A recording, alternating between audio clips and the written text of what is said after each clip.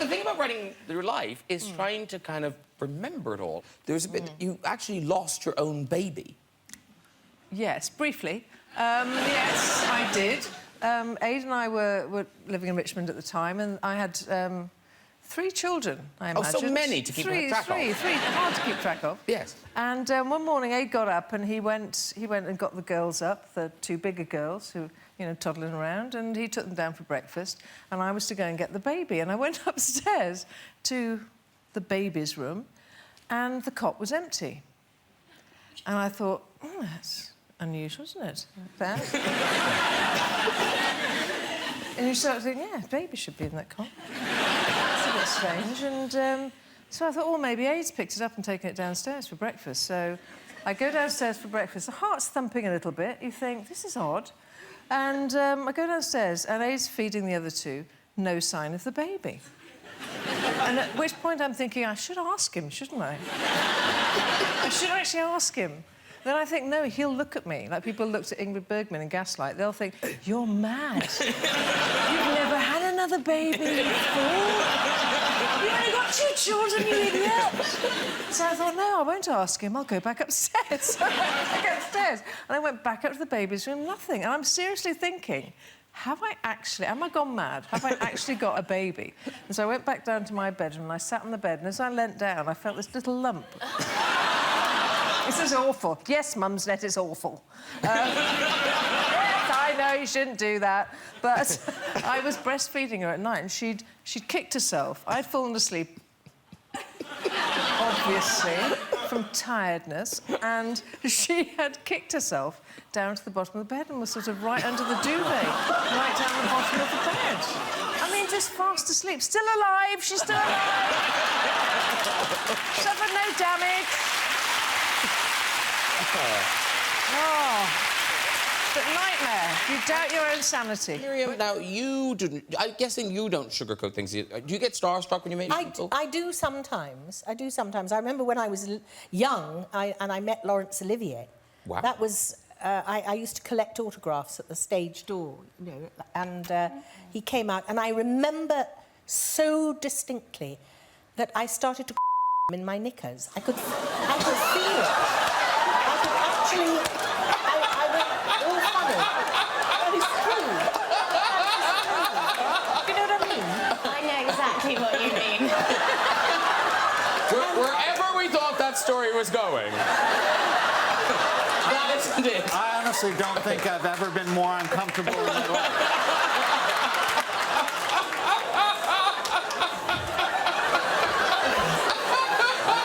I think that's the worst moment of my life. Oh, dear. Well, it can only get better. So. Well, that's a lovely story, Miriam. Thank you for sharing. I think that's in the compilation. That's great. Jennifer Saunders. Sir? I turn to you. Yes. Because when I was reading about you, and I mean, I think we all know this, but I was still surprised. You've been married for, like, a long time. Yeah. Like 23 years? 23 years. Wow. It is, actually, yeah. Which, I mean, well done you. I mean, yes, I think that oh, there you are, you lovely husband. And you've proper grown-up children and everything. I know. They exist. But you have been really deliberate about keeping them out of the public eye and... Yeah, not really deliberate. You just don't put them in there, really. And we don't do a lot of showbiz stuff, so it's not... But is it true about one of them coming to you and yeah, when they were at school? Yeah, and asking... Yeah, and they came up and they looked a bit confused. I think she was about 10, and I picked her up from school one day, and she was looking at me very strangely, as if someone else had come to pick her up from school, like, hello. I went, hello, you all right? You all right? Did you come home? Yes. And then in the car she said, are you Jennifer Saunders? She says, because people in my class say you are. I said, I am. She went, oh, OK. Because, you know, whereas when they're little, they don't see you on TV, they don't watch your shows because it's on too late, and I don't watch my own shows, so they had no idea who I was at all. And did it freak her out? No, because it's fine. It's just, I think it's people say, your mum is Jennifer Saunders. No, she isn't. How dare you? Because I think there may be a theme to this evening's chat. Because you've entertained people on planes. You were doing a film, was it in Morocco you were doing a film and you were travelling back? Yes, it was Poor Little Rich Girl. And it was a difficult shoot and everybody was a bit depressed and tired, you know, which you can get on films. And I thought if I exposed my breasts, it would cheer people up. In those days, they were curvy. They had some life in them. They're sort of Salvation Army now, you know, raising the fallen, so to speak. And I didn't mean to be offensive at all. I meant to be, you know, caring and loving. And I just took off my bra and streaked down the middle of the plane, right through, first class, right through to economy, you know. And, it was wonderful. It was wonderful. Did you get a round of applause? Actually, no. There were just shocked faces. But I will do anything to cheer people up. That's very nice of you. It's all right. See you after. In my head, you know, absolutely fabulous. It's just something, you know, but it's just a current show. But it's been in our lives for 24 years. Yep. Which is nuts. 1990 was the first. 26. 26 years. 26 years. Wow. And Joanna, you were saying when you first got cast and you were like the chemistry, you didn't feel it. Look, I was really... I'd known about... Everybody knew about French and Saunders. Everybody knew about that. And I'd been sent this unbelievably funny script. And I was longing to do it. I couldn't believe it. I laughed out loud, Rebel. You know when you open something, you laugh out loud, you go, oh, and it's holy very smoke. rare. Very rare Most indeed. of the time you read the script, you're like, oh, that's But this was gold, and so I went round to meet Jennifer the first time ever, at the BBC, and we sat in a pretty sort of odd little office, and we sat together like this. Two little chairs, as if we were sitting in the back of a taxi. Good morning. Good morning. Hello. Hello. Hello, I'm Joanna. It's Jennifer Saunders. And we opened up the page and we started to read, and I didn't know who Patsy was, because it hadn't explained who she was. You didn't explain. You had to read your own lines. I know, but you didn't. You weren't the idea I had for Patsy. You see. It's true. It's absolutely true. No, I mean, it was better. You made it better. We read it through a couple of times, Rebel, and each time Jennifer just sat there just staring at it. Oh, this is awful. So then we tried again, and I almost said, shall I do it Scottish or something? And then at the end, John Plowman, our wonderful producer, who was sort of nursed us through everything, said, well, jolly good, so marvellous, and we'll have rehearsals. And I went home to my agent, not my present agent, and I just said, get me out of it. She hates me. She said nothing to me. She just sort of went, oh, no. And I said, get me out. And my agent said, it's only a pilot. Just do it. And now look. Yeah. I know. And how did, like, the alcoholic and the drug stuff was just That was because you Jennifer. got to No, that was know Jennifer. her? I didn't know anything about drinking or anything. But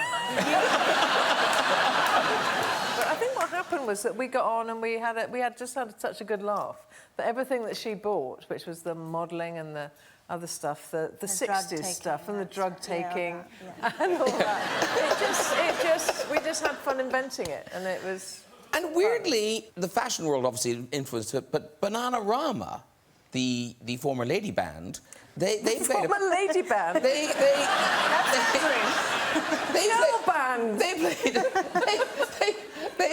played your lady bands in. I'm wearing mine tonight.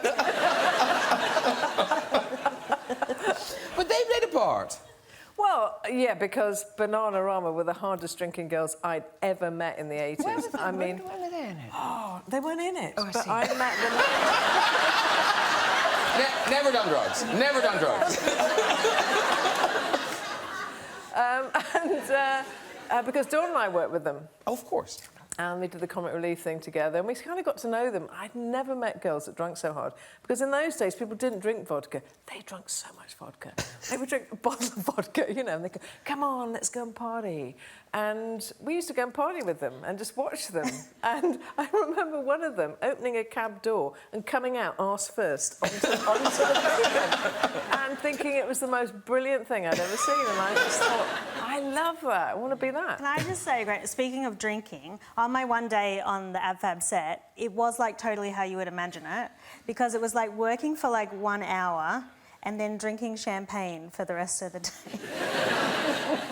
Suddenly just bottles came out. She was on the last Everyone... day. It was That was rap. because it was you, Rebel, and it was you. Oh, it wasn't We like that didn't every wanna- day? No, we just didn't want to let you Just wanted to get down. smashed. It was so good. It was my best day at work ever. The day I did, I just left and got in the DLR. It's true. No, that is It was true. like in Canary Wharf, wasn't it? Bye. Anyway, thanks. Bye. Miriam, now, you were in that television series when you were very early on? Yes, Crossroads. Well, I remember Crossroads.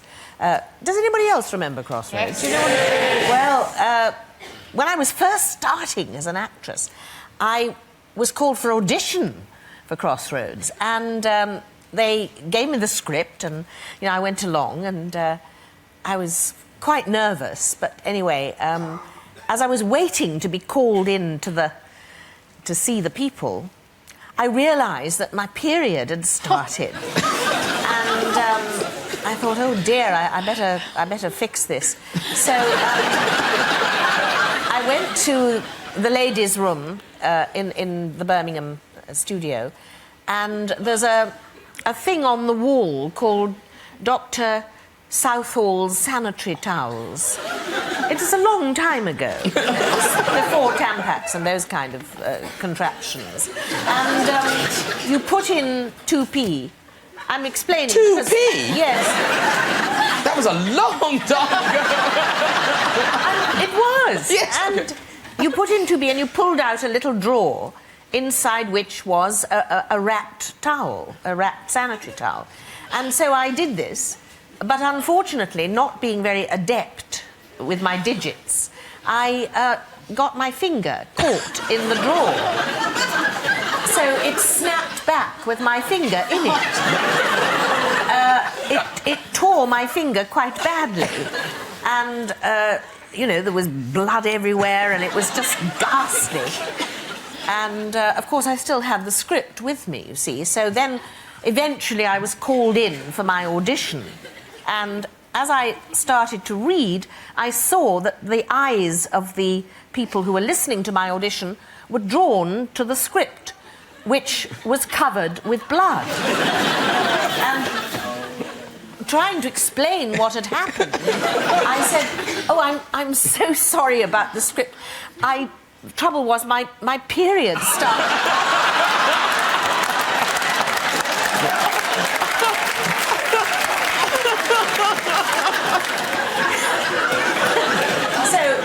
Two of them fainted. And I did get the job.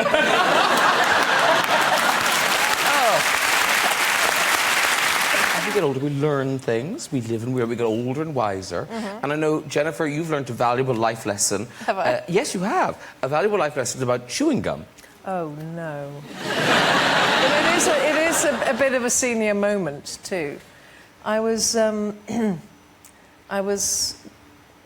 undressing one night and realised I couldn't remove my underpants. Something had happened.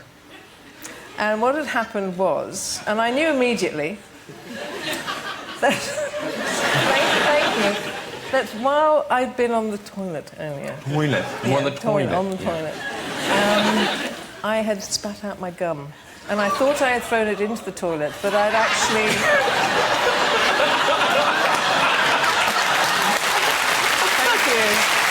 Yes.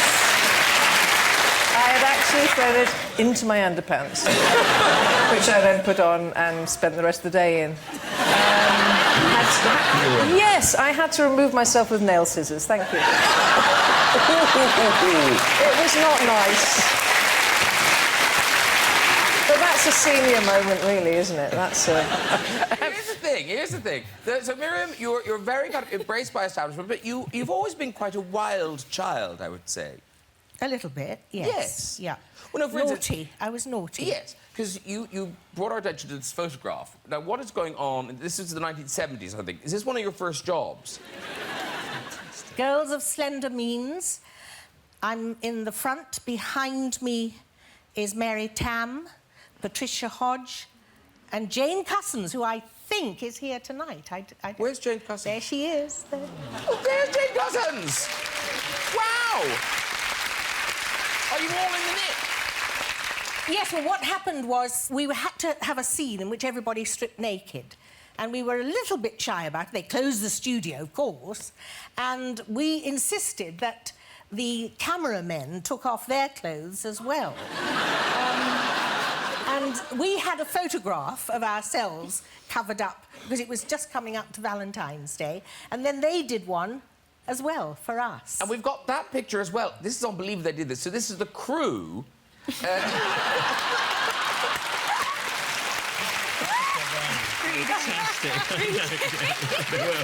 My favourite though, if you pay attention, look how cocky John is.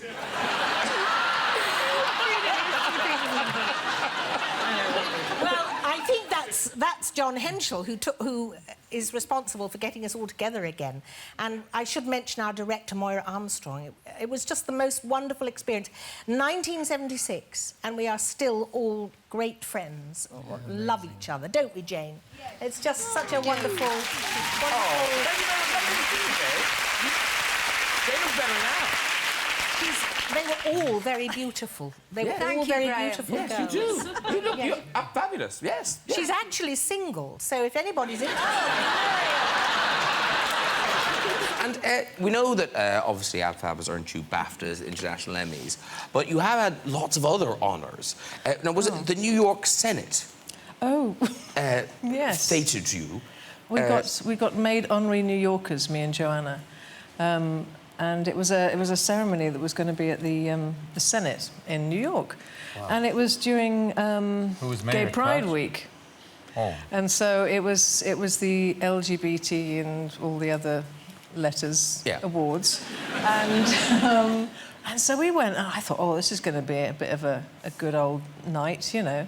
And I said to Joanna, I said, when we go to New York and we go into all these parties, there's normally sort of 6-foot men dressed as us, and we walk in looking like small town mice, little tiny people.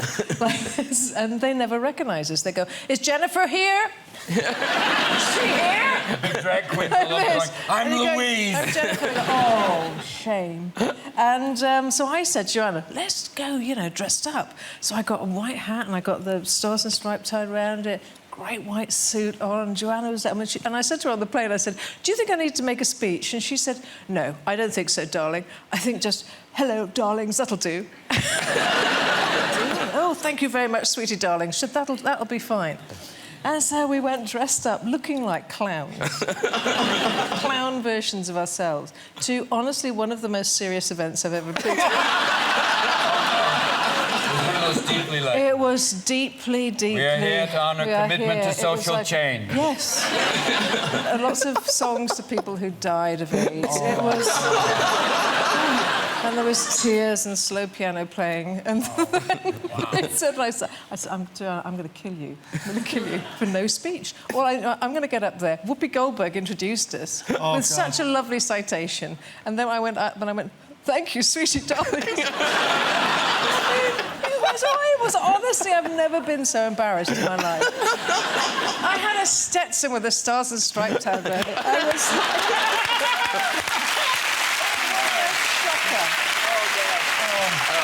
Is it fair to say, Miriam, that you are not physically shy? Yes, it is fair to say Yes, I thought that was fair to say. Because what was the story? You had a run-in with... Was it painters at the BBC you had a run-in with? Yes, my goodness, things get around. Yeah. One of the problems when you're stacked, as I am, you know, and when you sort of run along a corridor... I know you're stacked, but just lower down. My stack is here. It's still the stack. It still means the same stack. Oh, yes, it still means the same, I'm sure. And I was going past these painters, and they made fun of me because my tits were wiggling and, I was running along. And I thought, I'm not having that. I'm not having that. And when you confront people, they get very nervous. Yeah. So I stopped, and I went over to them, and I looked at them, and I took their great big hands, and I put them...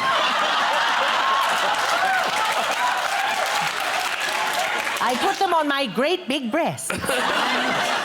They were terrified.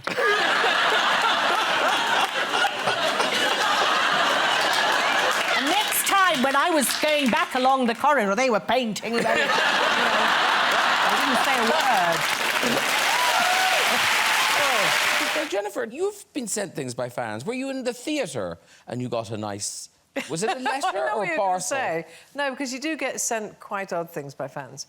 I mean, generally drawings and nice things, gifts that they've sewn or made. But, yes, I did once get sent pubic hair. Yes.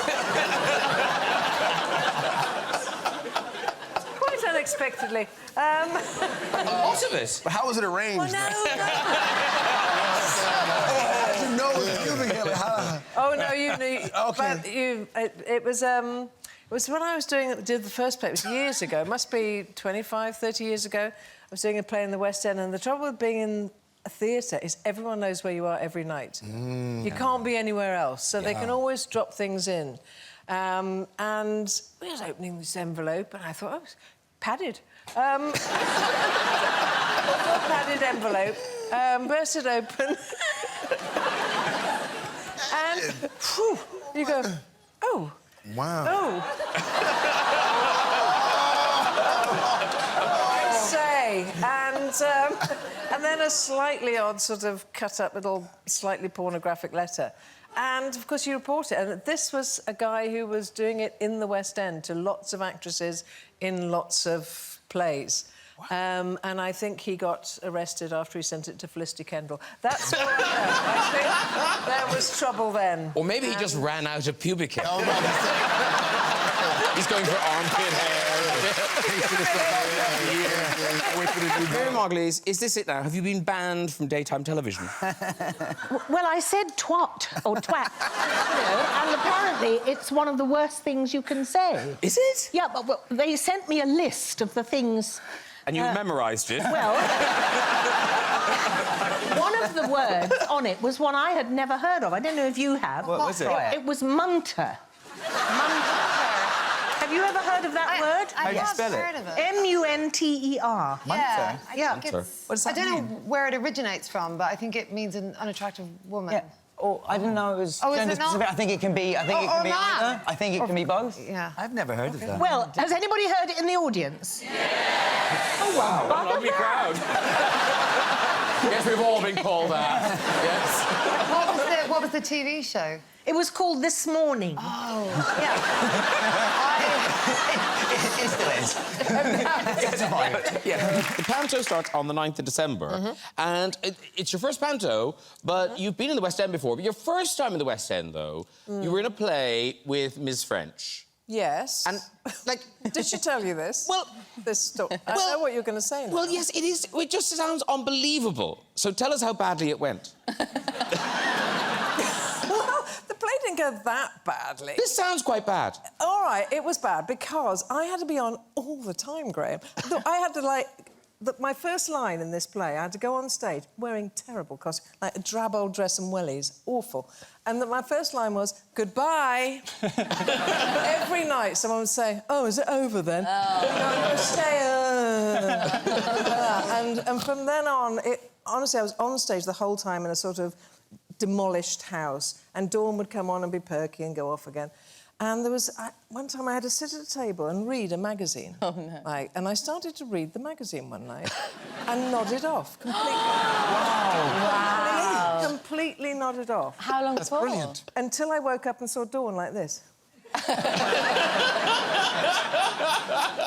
She wasn't going to break it. She was going to wait. Oh, wow. She was going to wait until I woke up. Yeah. And I woke up going... And she looked at me like, yeah? Oh, give me the line. I have no idea what point of the play we were at. I didn't know what we'd done. Was it the first half, the second half? I had no idea what was going on. I was literally just like, oh, she went, and I was American accent, terrible. Honestly, because I had young kids at the time, and I was quite tired. Yes. Pretty relaxed. That, you know, it's very relaxed. I'm impressed with how relaxed you were. Yeah. I was very relaxed. At least you because didn't- I was young enough not to have the panic of knowing your lines. Now I'm so old, I need every time to go, oh, God, well, I remember my lines. It's and so that horrible when you forget a adrenaline keeps you line. going. Yeah. But the last time we met each other, we went to see the Queen of Country, went to see lovely Dolly Parton. Yes, we did. Yes. And we got to meet her, sort of. A sort of meet and greet. We had to queue for about 45 minutes. It's a long time. In a tunnel, you know. And I'd been dying to go to the lavatory for ages. So I farted and...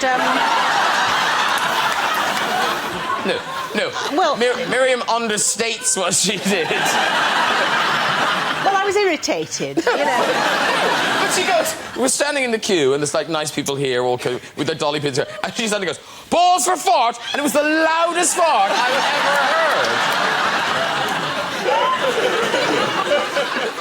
Well, I fart a lot. I think I'm just like that. But I don't know why, but I think it brings people together. I think it's an encouraging human thing to do. We all do it. Yeah, we all do it, you know. Because you're... What's the thing you're having done? Is it a colon... I've had it done. Oh, you've had it done? done? No, actually, this is... it's a sort of party political broadcast. It's on behalf of colonoscopies. Because it's a wonderful way of checking what you've been eating. And the harm it does to you. But... Is it easy to check it as it goes in?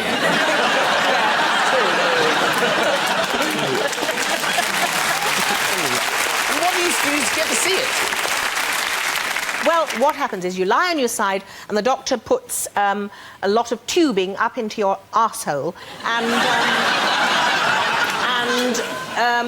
then it all sort of comes out and he looks at it all the way up and, you know... And it's really worth having done, so please, please do it. Have you done it? No, but you're meant to... A guy's meant to do it by 35-40, apparently. I don't know why guys should be different. Arseholes are arseholes. Yeah.